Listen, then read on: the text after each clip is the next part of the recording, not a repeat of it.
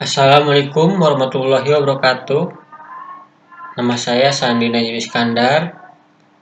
NIM saya 190111006. Prodi dari S1 Ilmu Komputer. Di sini saya akan menjelaskan tentang artikel sistem pendukung keputusan untuk menentukan status karyawan kontrak menjadi karyawan tetap menggunakan metode SMART. Pendahuluan. Pengambilan keputusan dalam suatu perusahaan sangatlah penting, karena keputusan yang diambil oleh manajer merupakan hasil pemikiran akhir yang harus dilaksanakan oleh karyawannya. Pengambilan keputusan adalah suatu proses pemikiran dalam rangka pemecahan suatu masalah untuk memperoleh hasil akhir untuk dilaksanakan. Dalam rangka penilaian penentuan status karyawan kontrak dan karyawan tetap, banyak yang perlu menjadi pertimbangan. Salah satunya yaitu proses penilaian penentuan status karyawan kontrak menjadi karyawan tetap. Masih belum efektif karena masih menggunakan prediksi atau perkiraan. Hal ini akan mengakibatkan keraguan dalam pengambilan keputusan yang memungkinkan adanya kesalahan yang terjadi. Kriteria penilaian yang banyak dan karyawan yang terpilih kadang jauh dari yang diharapkan karena karyawan tidak memiliki kriteria yang layak. Hal ini mengakibatkan kesulitan bagian HRD untuk mengambil keputusan terhadap penentuan status karyawan kontrak menjadi karyawan tetap.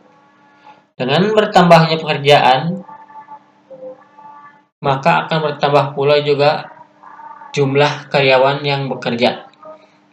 Semakin banyaknya jumlah karyawan, semakin kompleks juga, dan sehingga semakin sulit memilih berprestasi menurut perusahaan dan sulitnya menentukan prioritasnya.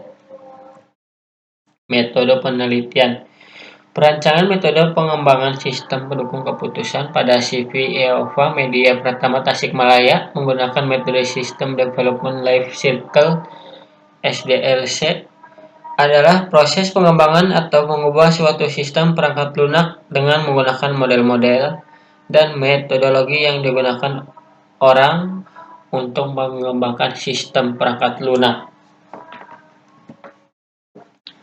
Tahapan kerangka kerja pengembangan sistem development life cycle.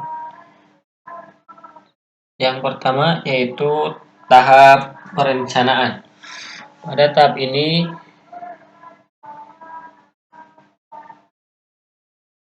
yaitu menentukan jadwal kegiatan, yang kedua mencari permasalahan awal, yang ketiga menemui stakeholder di tempat penelitian, yang kedua yaitu analisis.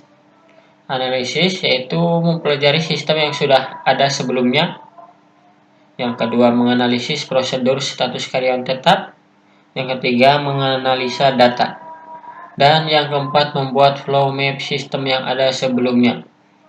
Yang ketiga yaitu perancangan.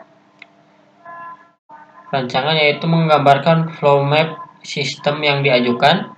Yang kedua menggambarkan data flow diagram. Yang ketiga melakukan perancangan basis data menggunakan IRD. Dan yang keempat melakukan perencanaan interface. Yang keempat yaitu tahap implementasi hardware maupun software. Yang terakhir yaitu tahap pengujian. Dalam fase ini dilakukan testing dengan menggunakan black box testing dan menggunakan kuesioner sebagai sumber data pengujian. Hasil dan pembahasan.